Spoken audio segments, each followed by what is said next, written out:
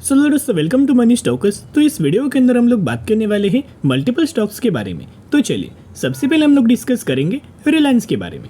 तो रिलायंस के अंदर दोस्तों ढेर सारी चीज़ें, ढेर सारे अपडेट्स, ढेर सारे न्यूज़ हमें देखने को मिला है। तो हम लोग क्या करेंगे, इस वीडियो के अंदर हर एक अपडेट्स के बारे में हम लोग डिस्कस करेंगे। बेसिकली कल के सेशन का परफॉर्मेंस अगर आप देखोगे तो कहीं ना कहीं आधे % की तेज़ी हमें रिलायंस के अंदर देखने को मिला।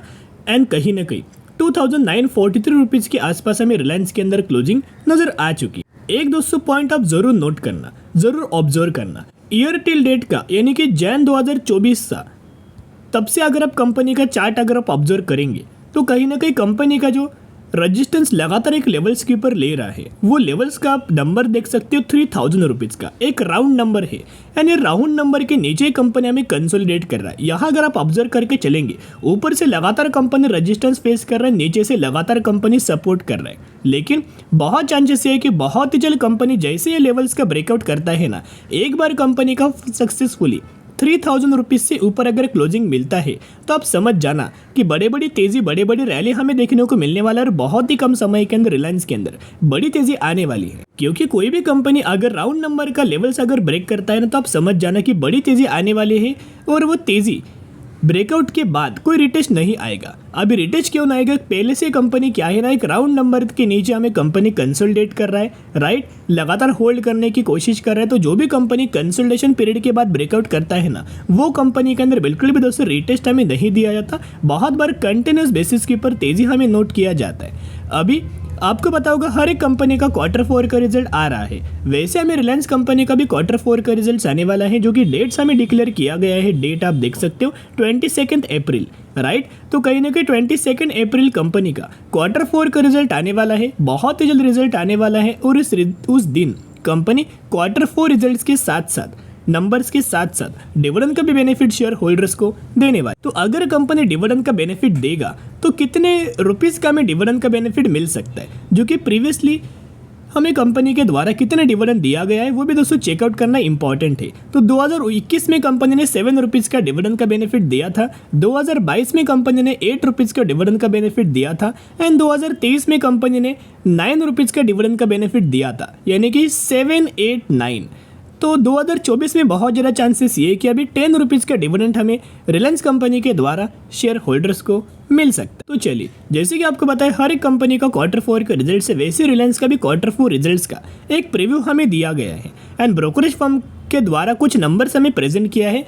इनके द्वारा कुछ स्टडी के अनुसार नंबर्स हमें पेश किया गया है। और इनको ये लग रहा है, इनको ये लगता है कि इस तरीके से रिलायंस अपने नंबर्स हमें प्रेजेंट कर सकता है। वो प्रॉफिट्स हुआ, रेवेन्यूज हुआ, या फिर ईबिटा मार्जिन हुआ। तो देखिएगा, Reliance Q4 results preview, revenues, EBITDA seen rising on robust digital retail growth and O2C rebound likely. अभी इनके द्वारा क्या बोला गया है कि रिलायंस इंडस्ट्रीज का जो Q4 का रिजल्ट आने वाला है क्वार्टरली, उसके अंदर ऑयल टू केमिकल यानी कि O2C बिजनेस, उसके साथ साथ हमें जो और भी बहुत सारे इनके जो बिजनेस है, जैसे कि आप बोल सकते हो कि टेलीकॉम बिजनेस है, फिर रिटेल बिजनेस है, वो हर एक बिजनेस यानी कि O2C, टेलीकॉम एंड रिटेल बढ़िया तरीके से, बहुत शानदार तरीके से परफॉर्म कर सकता है और बड़ी रिकवरी हमें देखने को मिल सकता है। और यही 3 सेगमेंट की वजह से एक लगातार कंपनी बढ़िया तरीके से ड्राइव हमें हो सकता है। अभी इनका ये मानना है कि रिलायंस का जो कंसोलिडेटेड रेवेन्यूज है वो कहीं ना कहीं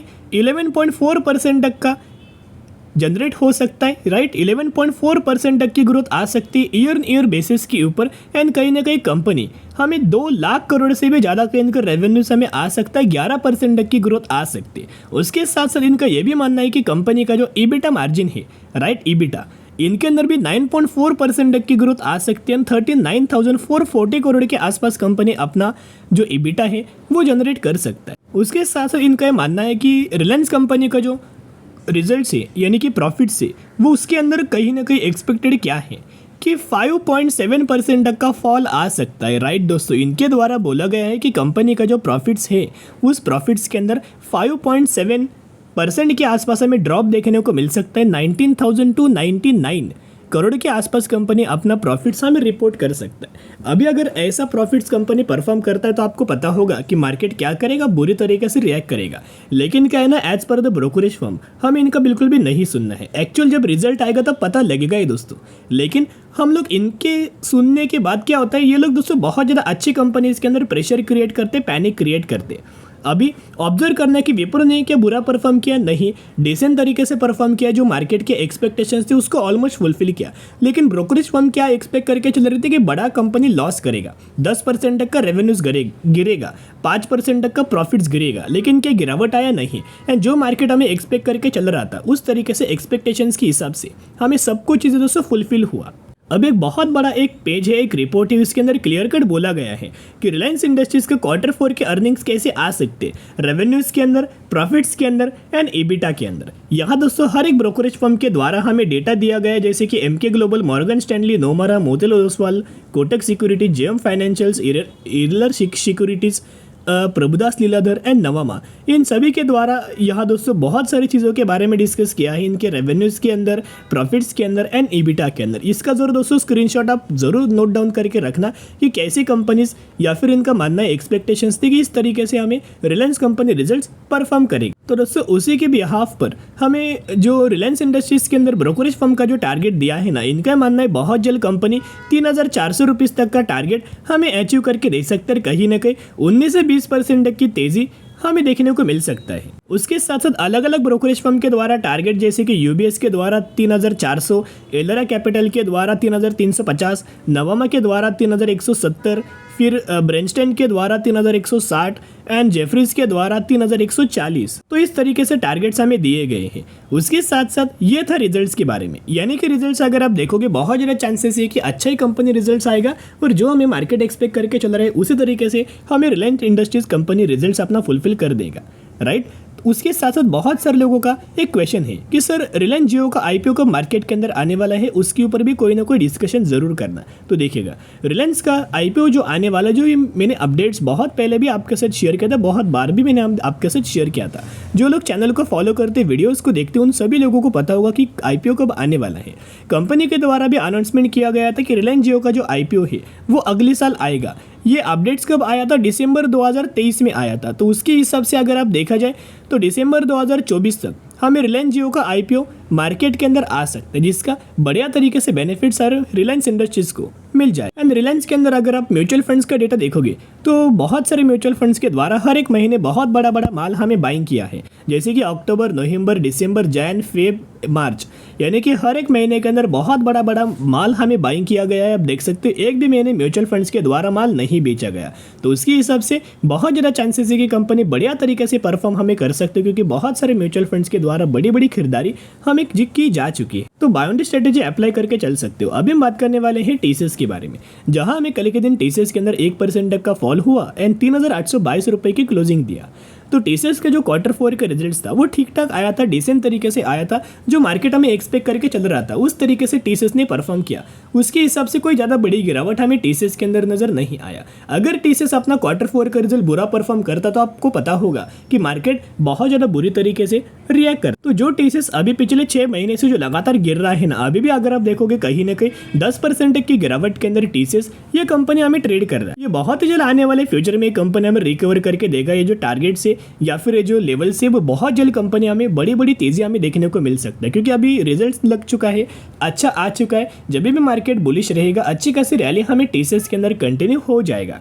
तो करंट बेसिस के ऊपर फिर भी जो MK ग्लोबल है उनके द्वारा जो टारगेट है वो रिड्यूस किया गया है एंड 3,950 रुपीज़ तक का टारगेट हमें TCS कंपनी के अंदर दिया गया। फिर भी अगर आप टारगेट्स को देखोगे तो ये बुरा नहीं है, ऑलमोस्ट हमें वही प्राइस रेंज के आसपास हमें TCS ये कंपनी ट्रेड कर रहा है। तो देखिएगा यहाँ अगर आप देखोगे कंपनी का Q4 का रिजल्ट, मार्च क्वार्टर का रेवेन्यूज़ के अंदर 3.5% तक का सरप्राइज किया, नेट इनकम के अंदर 9% तक का सरप्राइज किया, इनफैक्ट नेट प्रॉफिट मार्जिन्स के अंदर भी 5 से 5.5% तक का सरप्राइज दी। और उसी की वजह से हमें JP मॉर्गन के द्वारा 4,500 रुपीज़ तक का टारगेट हमें TCS कंपनी के अंदर ये दे चुके हैं। तो दोस्तों एक ही रिक्वेस्ट मैं आपके साथ करना चाहूंगा, जितना कंपनी गिरावट के अंदर मिले, क्योंकि करंटली मार्केट्स क्या है ना, बहुत ज़्यादा वॉलेटाइल है, तो इतना वॉलेटाइल मार्केट के अंदर maximum sectors and maximum stocks के अंदर गिरावट आता है। तो अच्छी कंपनीज को जरूर पिक करना है, क्योंकि ऐसा मौका आपको बार बार आने वाले फ्यूचर में नहीं मिलेगा। जब भी आपको मौका मिलता है ना, उस मौके को 101% आपको ग्रैब कर लेना चाहिए, क्योंकि एक बार मौका छूट गया